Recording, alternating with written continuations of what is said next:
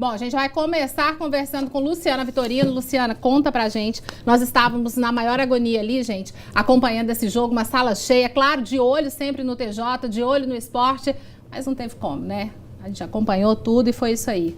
2-0. 2-0. Bom, assim, acho que o Brasil, desde o primeiro jogo, né? No primeiro jogo contra a Suíça, empatou em 1-1. Depois jogou contra a Costa Rica, né? Venceu. Depois jogou contra a Sérvia e hoje jogou contra o México. Acho que o Brasil está crescendo muito nessa Copa do Mundo. Mas é uma Copa que ainda não tem favorito, né? Tanto que 4 campeãs mundiais já foram eliminadas. Então já era esperado um jogo difícil diante do México. México que surpreendeu na estreia, né, da Copa do Mundo, venceu a Alemanha por 1-0, mas aí depois no terceiro jogo perdeu por 3-0 para a Suécia e só se classificou por causa da Coreia do Sul. Então, assim, acredito eu que o torcedor brasileiro pode sim ter orgulho da seleção brasileira, porque jogar contra o México não é difícil. O México ou é 8 ou é 80. E hoje ele foi mediano, né? Tanto que nos primeiros minutos aí, no primeiro tempo, o México foi bem melhor que a seleção brasileira. A seleção brasileira só teve uma chance aos 24 minutos do primeiro tempo. A gente tem até imagens aí para ilustrar os primeiros minutos aí do México e da seleção brasileira. Então, o México deu trabalho pro Brasil, né? Tanto que o Alisson fez 2 grandes defesas, o Ochoa só foi testado só aos 24 minutos. E aí, quando o segundo tempo começou, o Neymar nos presenteou, né? Logo aos 5 minutos, com o gol dele, depois do cruzamento do William. E aí, aos 45 minutos do segundo tempo, o Firmino, né, entrou na vaga do Felipe Coutinho e garantiu o segundo gol do Brasil. Daqui para frente, acredito eu que o Brasil vai ter muito trabalho, porque são seleções difíceis de jogar. E agora a seleção vai jogar contra a Bélgica na próxima sexta-feira, às 3 horas da tarde. Bélgica que hoje é conhecida como geração de ouro. Tem jogadores muito bons e vai ser pedreira, né, Doni? Luciano, você já eliminou o Japão? Então, tem isso hoje à tarde, né? Desculpa, Japão, japoneses, mas acredito eu que, né, a Bélgica é muito superior ao Japão. Mas é uma Copa, né, que está mostrando pra gente resultados inesperados. Desculpa, Japão. A Bélgica tem fama de amarelona, né? Ano passado foi eliminado nas quartas de final pela Argentina, né?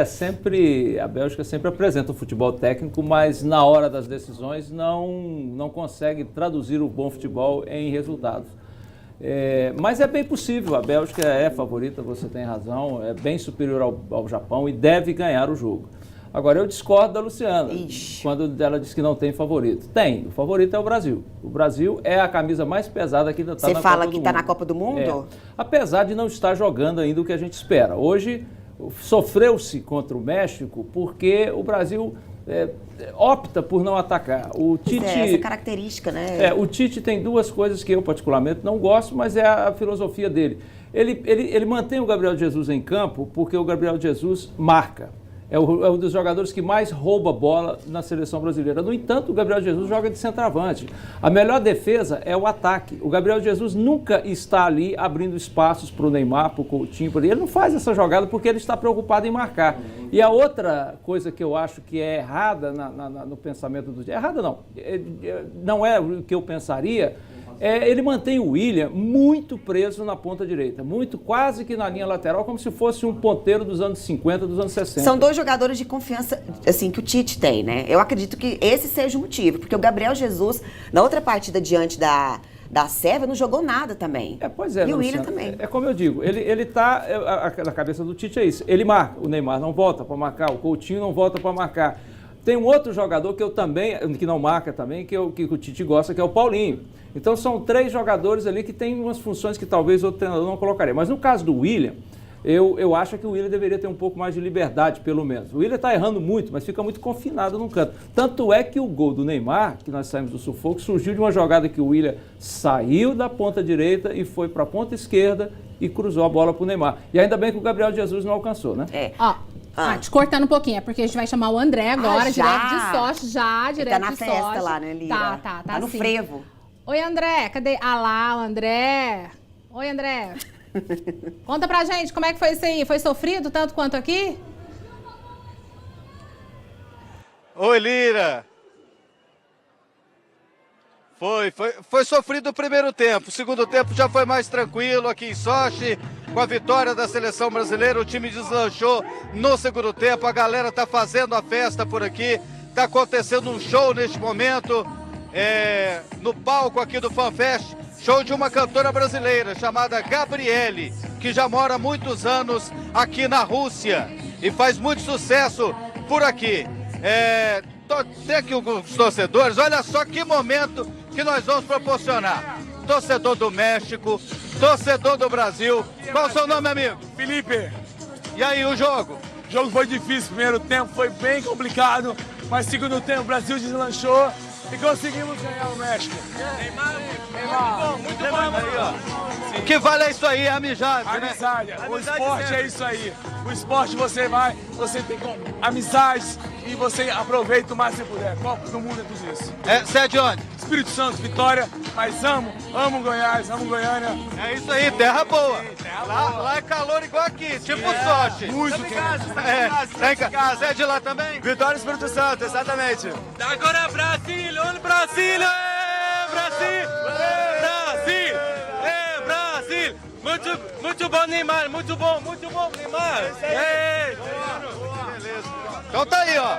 Vocês estão vendo aí, Luciana, Tony, Lira, a festa da galera. Brasil, América Latina. Aí, ó, torcedor do México entrando na festa aqui com os torcedores brasileiros. E agora, para o Brasil, resta esperar qual vai ser o adversário na fase quartas de final. Agora, entre os 8 melhores, o adversário está entre a Bélgica, que joga hoje aqui na Rússia. A Bélgica, Bélgica ou Japão, aqui, ó. E aí, André? É tanta confusão aqui, tanto jogo que a gente não lembra. Então, Bélgica ou Japão sai o adversário da seleção brasileira. E hoje mesmo a seleção já volta aqui para Sochi, vai chegar de madrugada aqui, mais ou menos 7 horas da noite, hora do Brasil. Ok, André, que festa, né, gente? É festa lá, é festa aqui. É esse mesmo espírito que a gente tem? Acredito eu que seja, tem que ser, né, Lira? Porque assim, vou confessar que no primeiro jogo do Brasil diante da Suíça, em que empatou, deu um medinho. Acho que o Brasil estava um pouco nervoso com a estreia, mas de lá para cá o Brasil se transformou. Acredito eu que outros jogadores também estão mostrando mais futebol em campo. Um deles é o Neymar. O Neymar sentiu muita pressão na primeira partida, na segunda também. Só que hoje o Neymar mostrou nos 2 gols, né, no primeiro que ele participou e no segundo que ele deu passe pro Firmino, que ele já é outro jogador. Você acha que o Neymar amadureceu, Doni, do primeiro jogo pro quarto? Eu acho que sim. O Neymar chegou para a Copa mais preocupado com o lado popstar dele do que o lado de jogador. Levou 2 cabeleireiros. Pensa bem. Ele tem mais cabeleireiro do que a Bruna Marquezine. Então. Mas também é preciso levar em conta, Luciana, que o Neymar vinha de contusão. Ele ainda estava em fase de recuperação. Pelo menos pela contagem, ainda, né, pela contagem da comissão técnica da seleção brasileira, do pessoal da medicina, seria a partir desse jogo que ele estaria 100%, assim, retomando toda essa... A partir do de hoje. A partir do de hoje, as oitavas de final. Então, na realidade, mas ele estava... Agora, o pessoal fica nervoso à toa. Historicamente, não é novidade. Nem sempre o Brasil ganhou todos os jogos em Copa. Ganhou em 70, que tinha um time fenomenal. Mas eu acho que é o medo do 7-1, né?